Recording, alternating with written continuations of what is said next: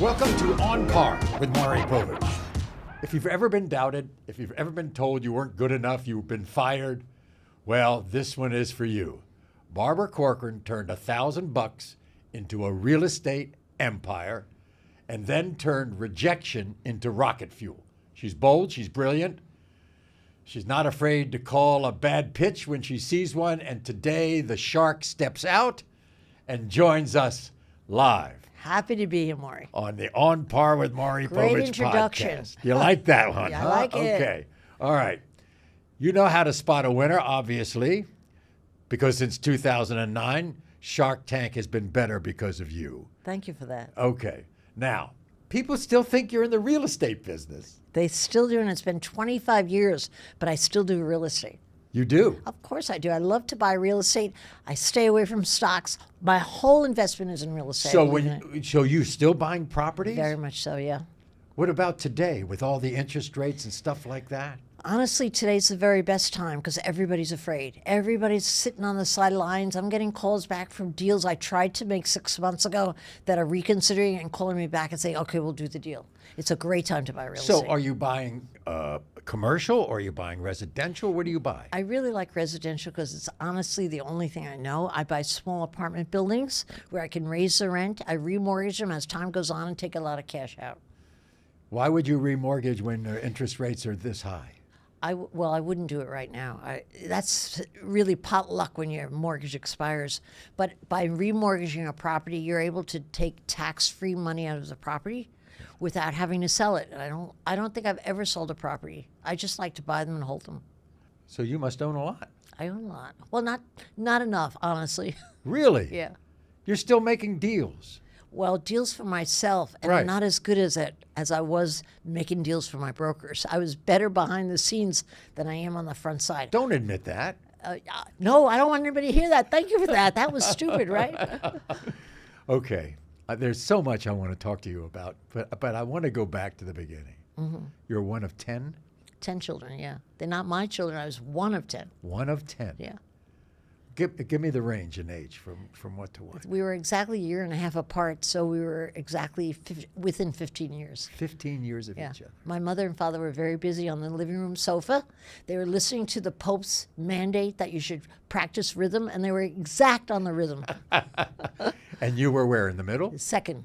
Oh, you good were the position. second oldest. Yeah. Why is that good position? You can hide behind the oldest. My sister was like hell on wheels. She was always in trouble, and I did just as many bad things, but I just hid under her. I never got caught. You know, it's just I assume this is a Catholic family. Yes, of course. Or a crazy family, one or the other. When I was a child, in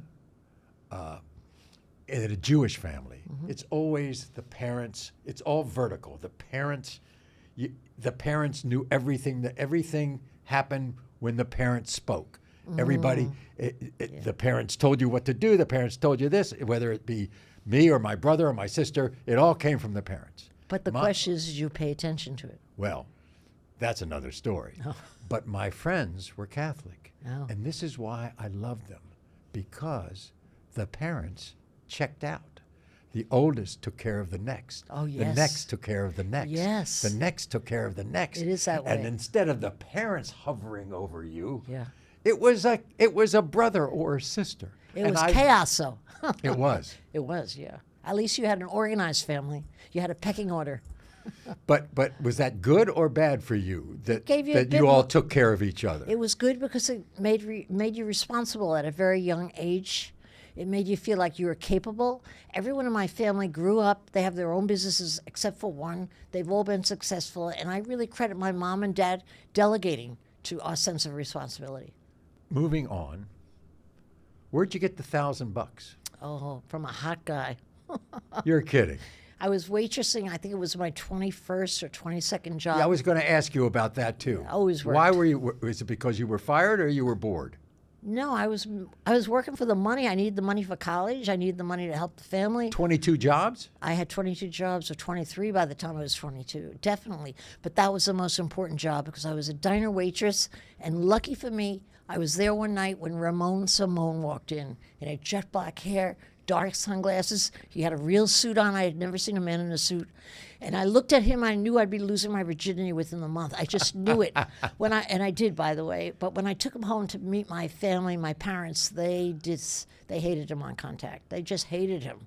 They didn't understand what I was doing with this older man. I knew what I was about to do with this. How much older? 10 years older. But he gave me the $1,000 to start a real estate company. And where would I have gotten $1,000? How could I have saved $1,000? It was my big lucky break in life. And he was your partner. He became my partner, and he became my boyfriend. Yes. And we raised his 3 children together for 7 years until the day he walked home, and he said, "I'm marrying your secretary." I said, "Tina, that bitch." Why are you just going over that so fast? Because it's such old history. Like, I'm tired of telling the story. Okay, I won't then ask about it anymore. Okay. My But I Lord. walked out the door, thank God, and I started the Corcoran Group.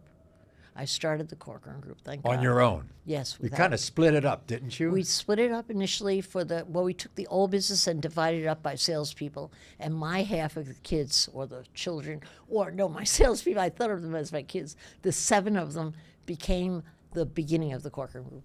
Yeah. You start the Corcoran Group. You go through salespeople a lot, don't you? Yes, I do, Why? but I should. Why? I couldn't afford to keep a salesperson who wasn't producing. A salesperson, people think, well, they're on a commission basis. They don't cost you anything yet. They cost you accounting costs. They cost you desk space, phone costs, taxi costs. I was very aware of my expenses, and if I had a salesman who wasn't producing, I just couldn't afford to keep them, or I couldn't hire another salesperson. Was it easy to fire? No, never easy, because you're affecting someone's life and their self-image. Well, how come you became good at it? Well, I became good at it because I did it for my other salespeople. How I positioned in my mind, I thought, while they're here sucking down the overhead, I can advertise for the good people. While they're here taking my time, I can't be helping the good people. So I justified it somehow in my head so that I became very good at it. And you know what? My partner, who was my partner after a few years, Esther, used to say, when people left my office and got fired, you'd swear they got a promotion. Because Really? I made them so... Well, maybe they didn't like you. No, I would hate to think they didn't like me. But maybe they didn't like me. But all I know is they weren't meant for the business. I got them moving on. And I think they were thankful for that. You say that you've been unbelievably underestimated. Me? Yeah. Perhaps just by the school system. You know what happens, which is such a sad reality and hasn't changed in life, is a child is usually first judged by how well they do in school. They self-judge themselves, the teacher judges them, the parents judge them, the peer group judges them, and if you're a bad student, you don't have that kind of learning as part of your MO, which is me. I couldn't read till I was in 5th grade. But having to be the dunce kid, it does so much damage to your ego. So, but that's how kids are judged, unfairly. And are they judged unfairly by the teacher or by everybody? Most other importantly students? and most cruelly, they self-judge. They judge themselves. Yeah. I'm the dunce. How do you get around that? I'm the dunce. How do you get around that? You don't get around it. Even though you were fired from jobs, right? I was fired from a lot of jobs. Thank God it moved me on. But they were all menial jobs. You know, I was making hourly wage. So they weren't, and I could always get any job I wanted. I could walk in and get a job. I just had that ability to talk because I couldn't read. So I guess I got good at talking. Yeah.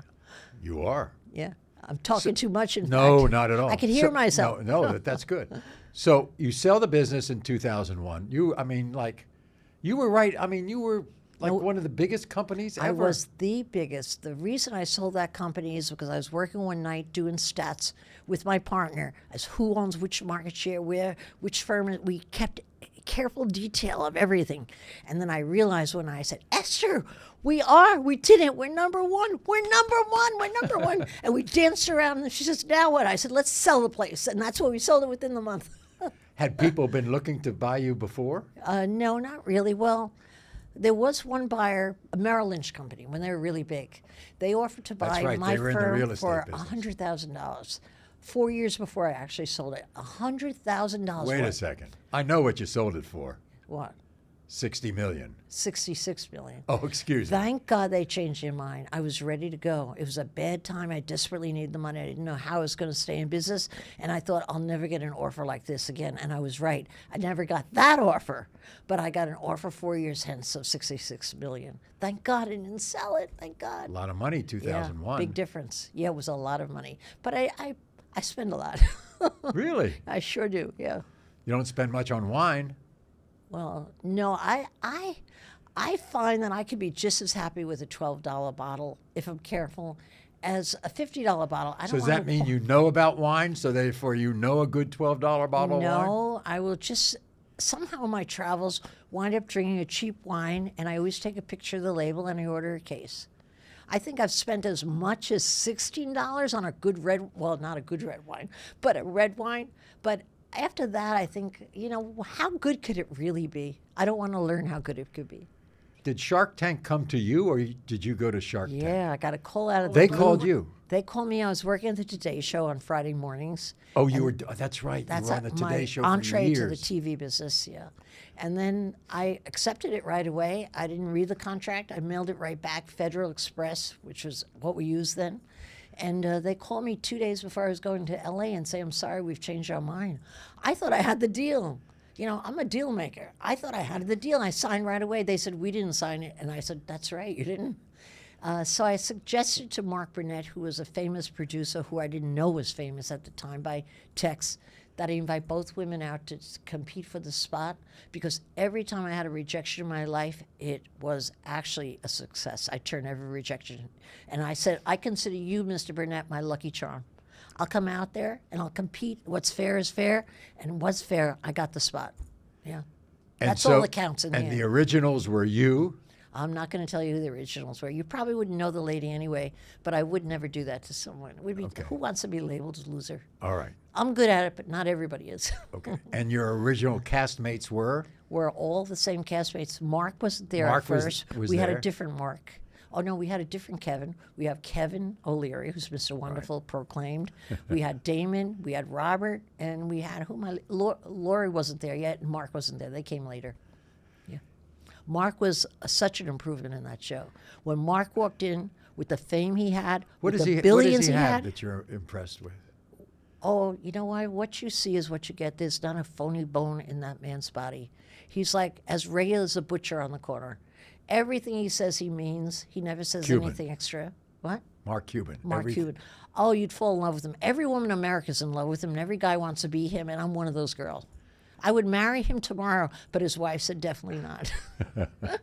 You think he's upset that he sold the majority of the team? Not at all. No, he's a wheeler dealer. He's a good businessman. I mean, his few billions when he started the show have turned into tens of billions. He's got to, come on, he's on easy street.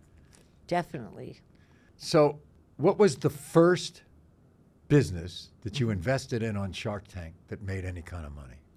Oh, that was many years into Shark Tank. I think I lost money. Really? For the first maybe 4 to 5 years. You lost money. Yeah, because I was sitting there asking questions when I could get a word in about their business, trying to analyze their business. What do I know about the plumbing business? What do I know about the balloon business? It was like ridiculous that I would even ask, but there I was asking serious questions and making my judgment. And then one day it hit me. It wasn't about the businesses. It was about judging the people. If I picked a winner, a person who was a winner, they were going to make a success. And it has never failed me. If I pick the wrong person, they never make a success of it. And Can't say success And you today. can decide on a person with an interview?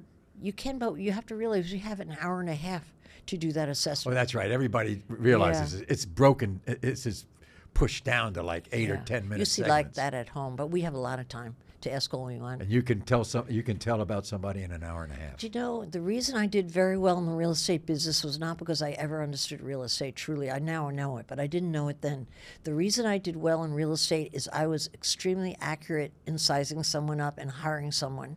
And I was extremely challenged by bringing out the best in the person. I felt I could, like my mother did with us. I knew I could bring out the best. And on Shark Tank, once I shifted my gaze from the business, off the business, to the individual, I could size them up pretty accurately. You have said something that I don't understand. You say failure is your best friend. Oh, it is. Why? All the successful people I talk to, they love to talk about their failures. Well, it's good copy, number one. You realize that, yeah. But you know what I think is at the root of it for me and for so many other people? When you get pushed down, it gives you momentum. It shouldn't. I mean, if you're the type of person that gets pushed down and you stay down, that doesn't do a thing for you but make you feel badly or bruise your ego even more. But when you get pushed down, when you've got a big ego, you're insulted, personally insulted, and you want to come fighting back. So now all of a sudden you have a momentum to bounce off of. It's like a ball hitting the floor. You bounce higher. And that's what helps successful people. Insult, rejection, whatever is in the bad category that most people don't want to deal with. Successful people realize, here's my opportunity.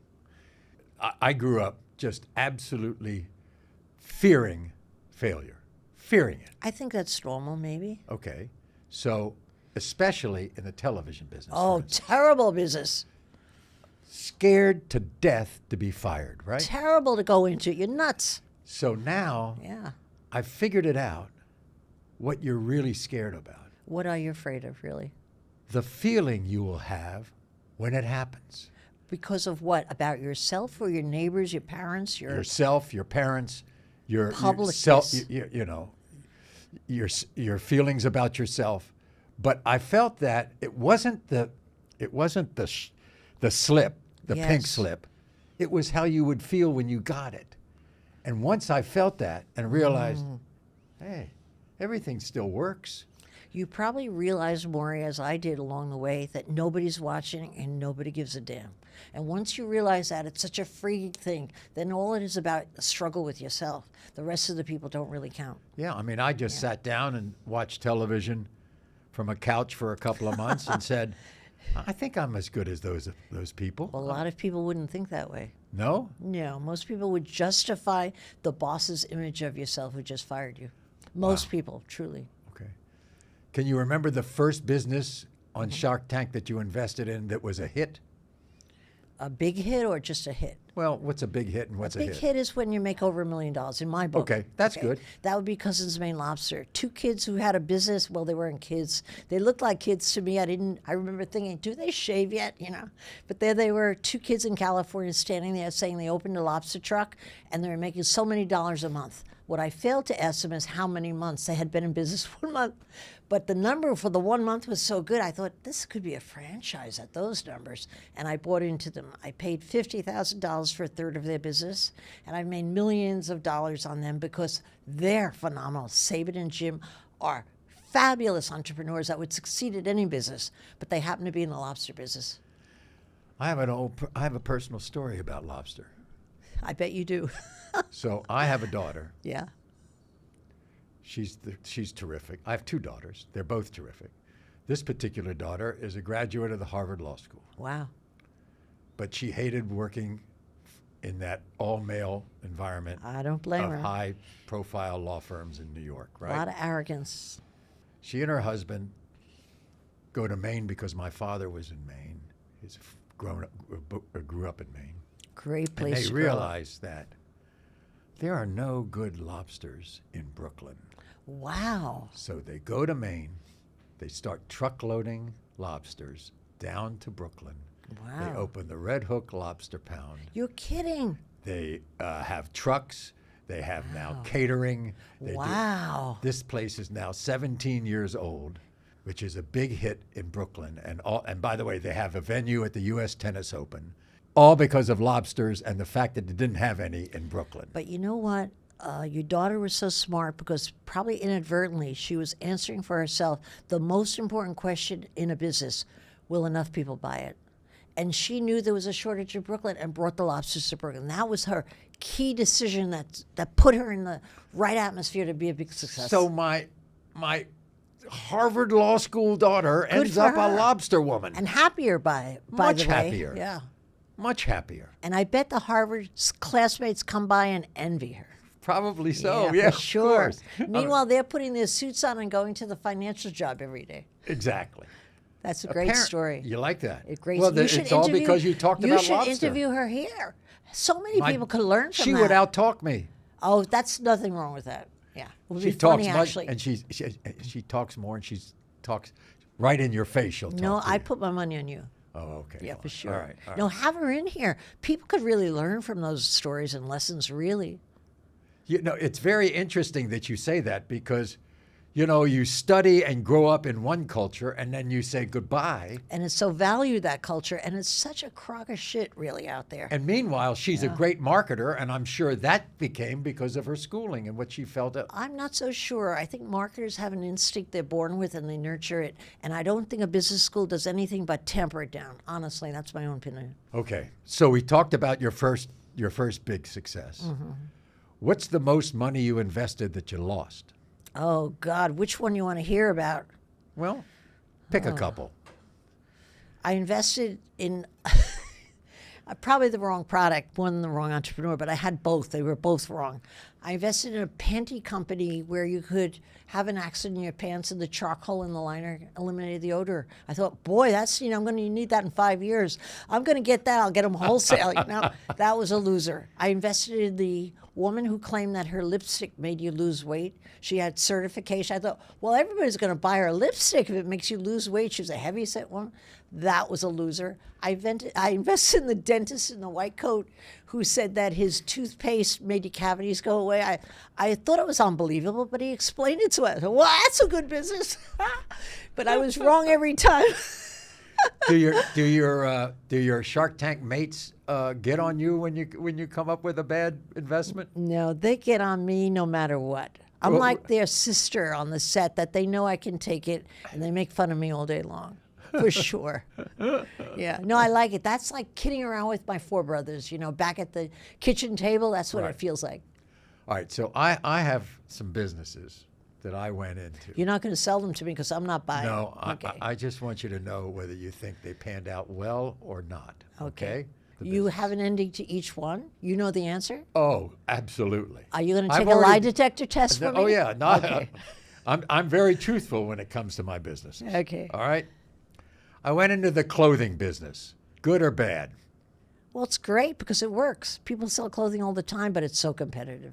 I It would was say, as a side venture, Yes. probably didn't work. Did not. It was a big loser. Yeah. The I hope restaurant. you didn't put a lot of clothing line. A lot of money. Yeah. I'm sorry to hear it. I'm happy I didn't buy it. Restaurant. Yeah. What do you think of It that? depends upon your chef. How was your chef? It was a loser. Oh, I'm so sorry. Do you get the feeling that I'm investing in the wrong businesses? How about this one? 15 years ago, I'm afraid to hear my wife it. and I started a newspaper. Oh, God, terrible. It is absolutely, when it comes to editorial, Beautiful. the best paper in the state. Literary of Montana. wise, it's incredible. It's But is it unbelievable. successful? Financially, Yeah. it's a work in progress. Don't sell them to me. Okay. No, I own But it you know still. what? I think but I that- get a great joy out of it. That's called a hobby. Okay. Don't lose too much money on it. The Don't spend Flathead too much Beacon, time the on best it. paper in Montana. Yeah. So you have pride and joy. It's like your child. That's a different motivation. Why not? You can afford it, I can afford a lot of losers. but don't lose a lot. Okay. Yeah. You won't And like it here's if you the lose last too one I much. wanted. Another one, a fourth one. Racehorses. Oh, well, I know nothing about your ability to pick a good racehorse. I would think it would lose, but I don't know. It does. Oh. And let me tell you why. I and feel- let me tell I you feel what like happened. taking you in my arm and hugging you. Well, let me tell you what happened, okay? I know the horse loss. Here's what happened. I mentioned all those other businesses, right? Yes. And my friends knew about it. I invest in all the No, wrong things. you didn't bring them in. No. Oh. They gave me No, Yeah. a horse. the horses on my 80th birthday. Oh, so you could lose more so money. I can lose more money. These are your friends. These are my friends and wife, okay. by the way. I hope you love hard and still love your friends. I have one other company I invested Not in. another one. Yeah, I want to Enough, tell you. Yeah, I enough. want to tell you about it.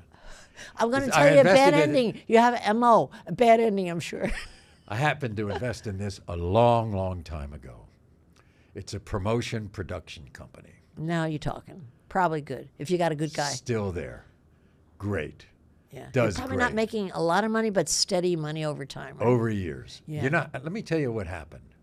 How I started this Yeah. company. Since you're a Shark Tanker, you understand this.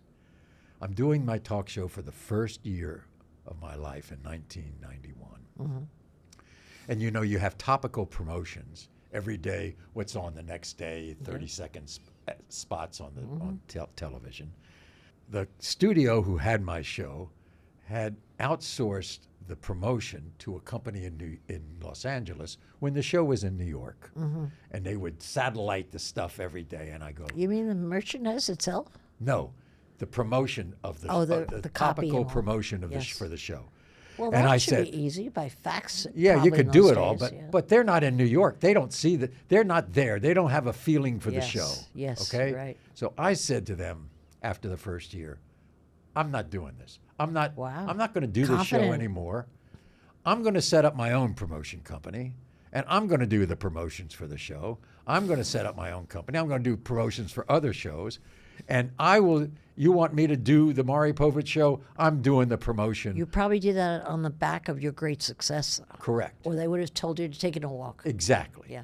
If the show wasn't successful, they wouldn't have folded. Yes, sir. Whatever you want, sir. Yeah.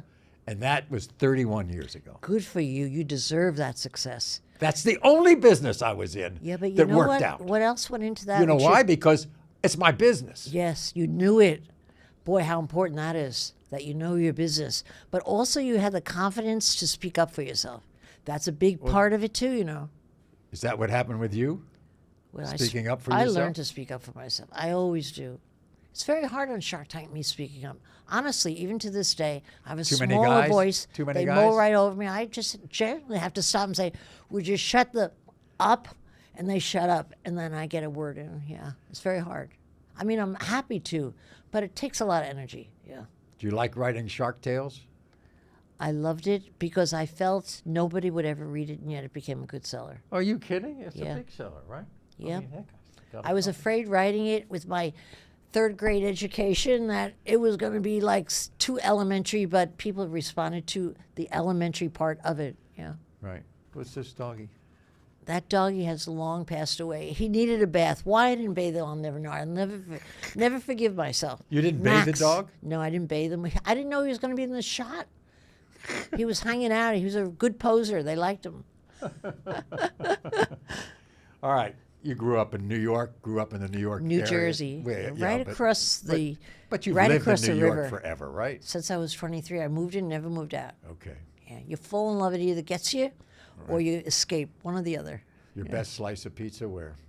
I'm good with any pizza. There's a place called Rizzo's on East 96 by my house, but they just recently closed down, so I don't really have a good place right now. What's the best neighborhood in the city? I've lived in them all. I think Would you it think? depends how on about your this? age. Which is the most underrated, do you think? Well, I would have said all of downtown at one juncture in my life. Harlem, forget it. People have lost faith in it. I'd say the most appreciation in Manhattan, if you're asking that, is probably on the very Upper West Side, bordering on West Harlem. Right. What would be the craziest real estate story in your life? It happened in the Dakota. And the Dakota is like buying blue chip stock, in my mind. I was a young broker. I was 24. No one bought on the West Side. Central Park West was a dog of a everybody place. wanted to be on the east side. No, it was before John Lennon. Everybody wanted to be on the east side if you were anybody. So I get a guy calling me, come and see his listing. I get over there. It's 14 rooms. It needed work, but it was beautiful. It was on the front of the building. It was stunning in every way. And even in my young eyes, I'd never seen anything near it. And I said, I would love to have your listing. He gave it to me. I said, what's the price? He said, nothing. I thought it was a joke. He said, but I'll pay you full 6% commission, but you've got to unload it. My maintenance is so high. I forget what the maintenance was. I guess if a high maintenance was $12,000 a year, that was like $20,000 a year. And he said, I can't sell the sucker. I've tried for years. Nobody will take over the maintenance. So I advertised free apartment at the Dakota in the New York Times ads over and over like, boy, am I lucky. I would love to have seen that ad. Yeah. Oh, me too. I should have kept it. No one ever bid at it. No one even wanted to see it because it was the West Side. And the guy, I don't know what happened to the guy, but my listing expired and I you never had a lost it. sale. Wow. He wasn't very happy with me. I mean, you have to realize he gave me every advantage. In hindsight, as a decent marketer now, what I would have done is put a real price on it, and I would have made him pay for the maintenance for 5 years. Erase it for 5 years and people forget about it. That would have been the better deal, yeah, if I knew then what I know now. So getting around in the city, Yeah. what's your mode of travel?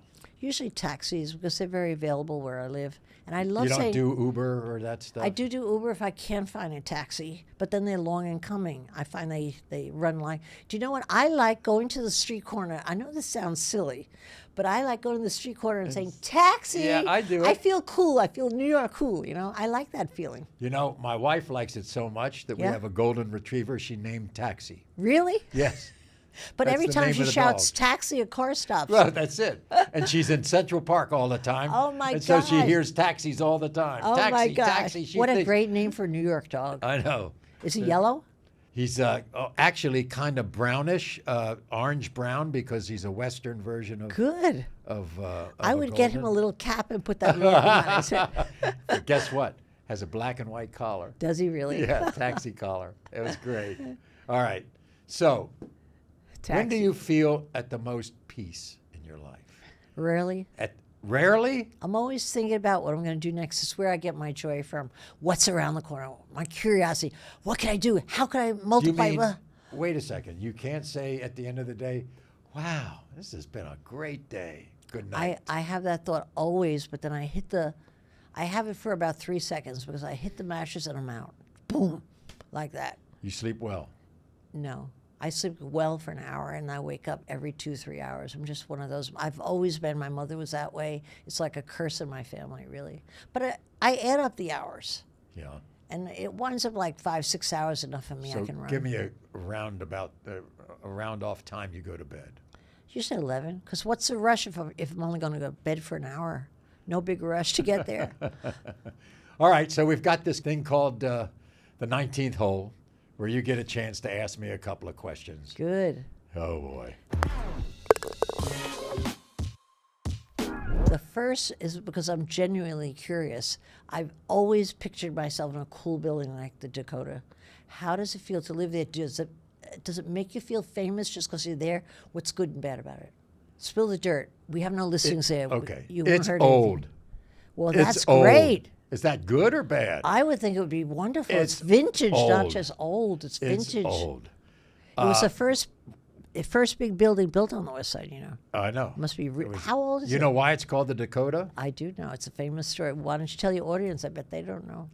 It's because nobody ever lived in New York City at 72nd and Central Park West. There was nothing there. There were goats there Sheep, in the too. 19th century. And all of a sudden, this guy had this idea to build this building. And everybody in New York said, well, I mean, that's like going to the Laughable. Dakotas. Yeah. That's So like, but he had a good enough sense of humor to name it the Dakota. yeah. You have to hand it to him. So that's why he named it the Dakota. And do you ever see that map that you can buy of New York? It says New York City, Texas, and then the last thing is Dakota. Oh, is that Yeah, right? yeah, it's very famous. Yeah. The one really bad thing about it is Can't be It's- anything bad with all that Wha- vintage. one of the largest private tourist attractions in the country. Wow. And so there are buses there all the Oh, time. terrible.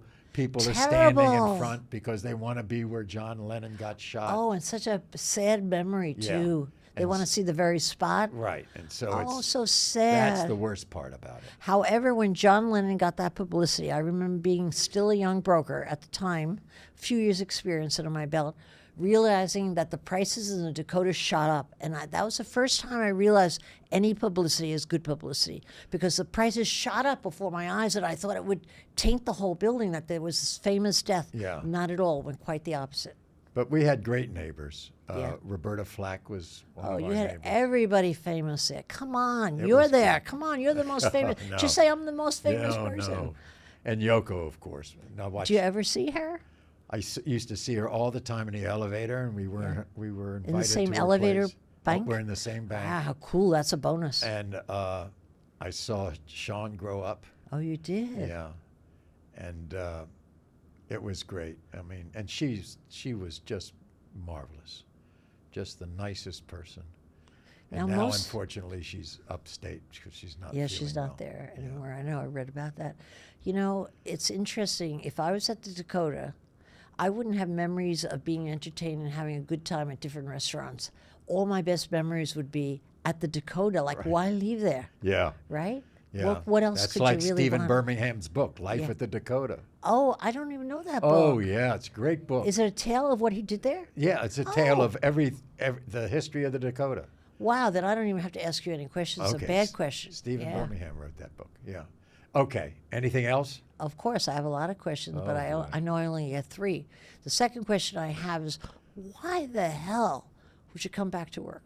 Really, if you think you have everything you want, you have the leisure you want, most people would think you were crazy, and most people would be right. You know, it's not that I've played enough golf. That's for sure. I love golf, but my wife said to me she wanted me to show everybody that I can do something else besides the paternity test of every baby in America. What a great gimmick! My God. It was a good one, wasn't it? Yeah.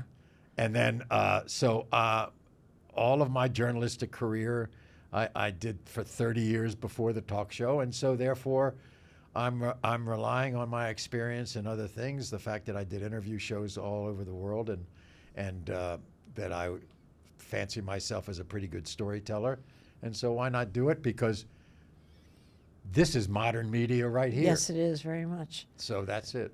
But you love the story, don't you? Of course. Yeah, I think that always came across that you were as more engaged than your audience listening in. Absolutely. Yeah. That's the key. Yeah, the key is curiosity. to be curious about people's stories. Yes. And that's what carried me through, because I believe that every story had its own unique Yes. features. And it did. Yeah. Remember the cotton ball story? That will never stay with me forever. Every time I use a cotton ball, I think of that scene with the lady running away from cotton balls. We used to do this phobia show, everybody, where people would come on because they were afraid of something. So Really this woman, afraid. Really Beyond afraid. She was afraid of cotton balls. She the was so feeling good, that lady, of skinny cotton balls. lady, yeah. So we dress up an intern with complete cotton balls all over his body. What huge. Right. Bring him out, and the woman starts running around the audience. Sincerely in a panic. It wasn't fake. You In a could tell panic. it wasn't fake. See, Yeah. you know that millions and remember it. millions of views Remember it. on YouTube and Instagram. You have that episode on YouTube? Oh, yeah. Oh, I'm going to watch it. Oh, yeah. It's only my memory I Oh, remember yeah. now. Very good. Wow. All right. Oh, Well, you got one we more? have one more question. Okay. What was your first real estate you ever bought? First apartment or house or whatever? And what did you pay for it? And how'd you get the money? There, I got it all out there. It's a 3-part question. Okay. This is the classic thing. Suburban Washington, D.C., How boring. right? In a cul-de-sac. How boring. Of course. The classic cul-de-sac house, right? How boring. Okay. What, no, Come it's on, my- juice it up it's here. My This is first TV. marriage. It's my first marriage. I bought it for $30,000. Wow. What year was that? This is probably, I'm going to guess, around 70? 1970, something like It's that. a lot of money, a big 1970. house. Nice house. Yeah, nice house. Sold it 7 years later when I left Washington, D.C. Now, let me take the story from there. I could Okay. help you on this because so far it's not that interesting. Of course. Until you came home one night and found your wife in bed with a man who was 30 years younger, and you said, I don't have a chance, so I'm getting out of here.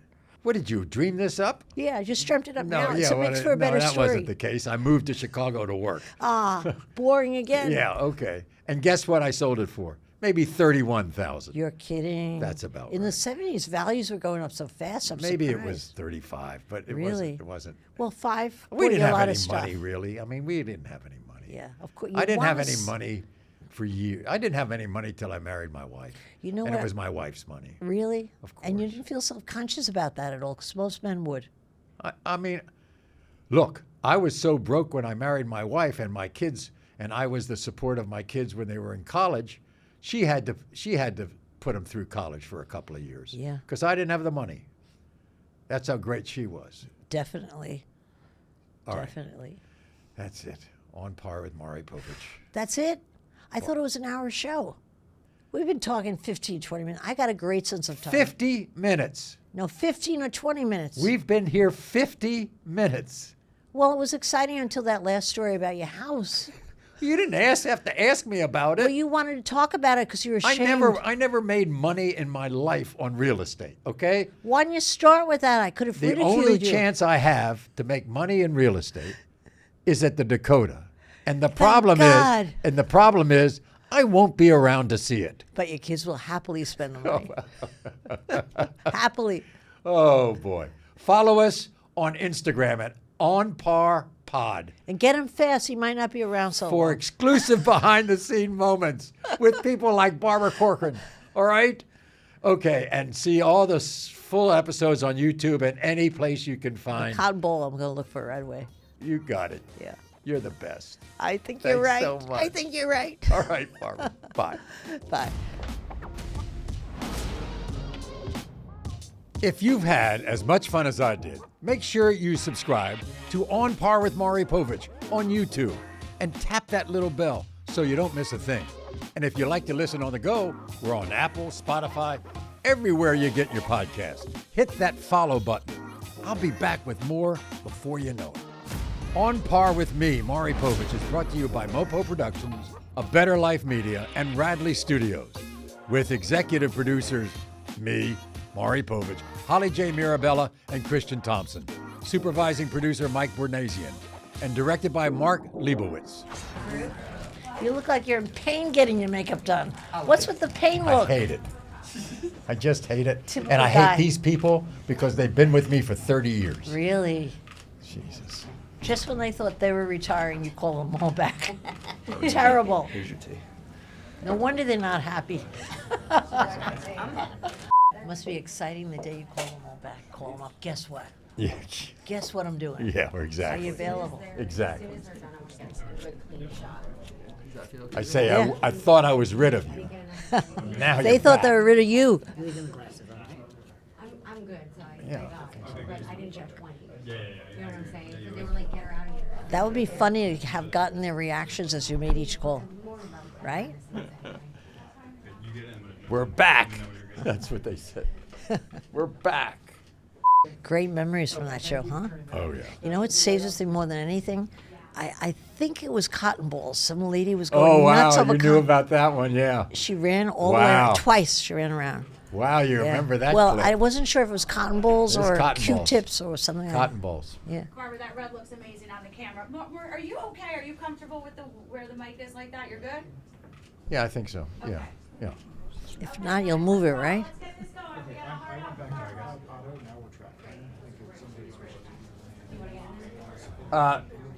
Give me that,